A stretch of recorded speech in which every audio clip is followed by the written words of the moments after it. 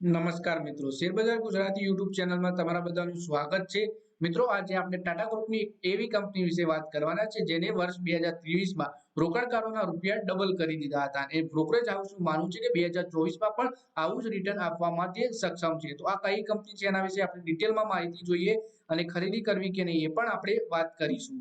તો મિત્રો, સૌથી પહેલા આપણે વાત કરીએ ટાટા ગ્રુપની કંપની ટાટા મોટર્સના શેર નિફ્ટી 50માં સામેલ એક જ એવો શેર છે જેને વર્ષ 2023માં મલ્ટીબેગર રિટર્ન આપ્યું છે.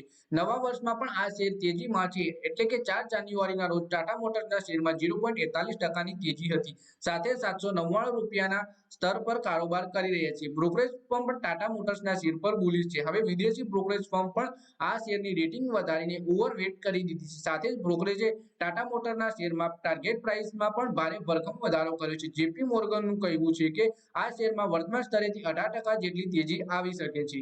જેપી મોર્ગનના એનાલિસ્ટનું કહેવું છે કે ટાટા મોટરનું ટાર્ગેટ પ્રાઇસ વધારવા પાછળનું મુખ્ય કારણ તેની British subsidiary Jaguar and Land રોવરના આ સારા આંકડા છે. જેએલઆરના માર્જિન અને ફ્રી કેશ ફ્લોના બંને અપેક્ષા કરતા સારા રહ્યા છે. હવે કંપનીનું ફોકસ વોલ્યુમની જગ્યાએ નફા ઉપર છે.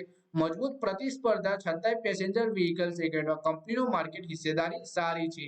925 રૂપિયા સુધી જઈ શકે છે આ શેર. તો જેપી મોર્ગને ટાટા મોટર્સના શેરને માટે હવે 925 રૂપિયાનો પ્રતિ શેરનો નવો ટાર્ગેટ નક્કી કર્યો છે. નવા ટાર્ગેટ પ્રાઇસ ગત ટાર્ગેટ પ્રાઇસના મુકાબલે લગભગ 36% વધારે છે. વર્તમાન કિંમતથી 15%થી વધારે છે. નોંધનીય છે કે ટાટા મોટર્સને લઈને મોટાભાગનું બ્રોકરેજનો દ્રષ્ટિકોણ સકારાત્મક છે. આ શેરને ટ્રેક કરનાર 35 બ્રોકરેજ હાઉસમાંથી 28એ ખરીદીની સલાહ આપી છે. એટલે કે જેટલા પણ બ્રોકરેજ હાઉસ છે એ બધા જ ટાટા મોટરના શેરમાં ખરીદીની સલાહ આપી રહ્યા છે.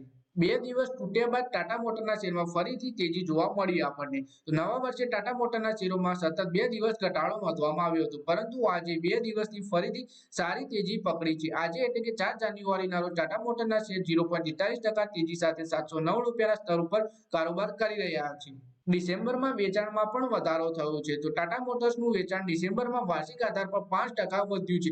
કંપનીએ ગયા મહિને કુલ 77,885 યુનિટ્સનું વેચાણ કર્યું છે, જ્યારે એક વર્ષ પહેલા એટલે કે ડિસેમ્બર 2022માં કંપનીએ 74,356 યુનિટ્સનું વેચાણ કર્યું હતું. ડિસેમ્બર 2023માં પેસેન્જર વ્હીકલનું વેચાણ 8% વધી ગયું છે.